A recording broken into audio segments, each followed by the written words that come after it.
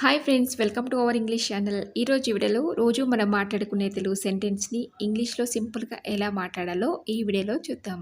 ముందుగా కరోనా మళ్ళీ బాగా పెరుగుతుంది కాబట్టి కరోనా మళ్ళీ బాగా పెరుగుతుందట అని ఇంగ్లీష్లో చెప్పడానికి కరోనా ఈజ్ గ్రోయింగ్ అగెయిన్.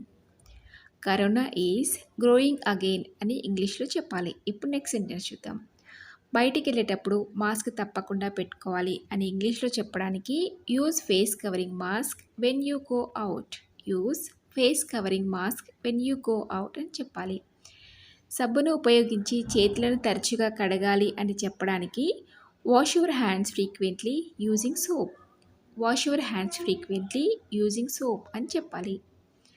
మీ ముఖాన్ని, నోరు మరియు ముక్కును తాకకుండా ఉండండి అని చెప్పడానికి avoid touching your face, mouth and nose.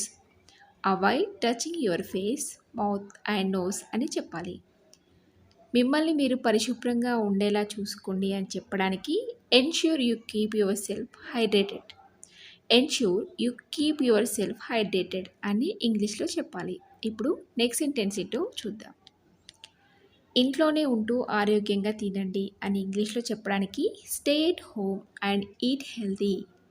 Stay at home and eat healthy అని ఇంగ్లీష్లో చెప్పాలి. చూసారు కదా ఫ్రెండ్స్, అన్నీ కూడా చాలా సింపుల్గా ఇంగ్లీష్లో నేర్చుకోవచ్చు. మీరు కూడా ఇంగ్లీష్లో మాట్లాడడానికి ట్రై చేయండి. ఈ వీడియో మీకు నచ్చింది అనుకుంటున్నాను. నచ్చితే ఒక లైక్ చేయండి, అలాగే మీ ఫ్రెండ్స్కి షేర్ చేయండి. మరెన్నో ఇలాంటి వీడియోస్ కోసం నా ఛానల్ సబ్స్క్రైబ్ చేసుకోవడం మర్చిపోవద్దు.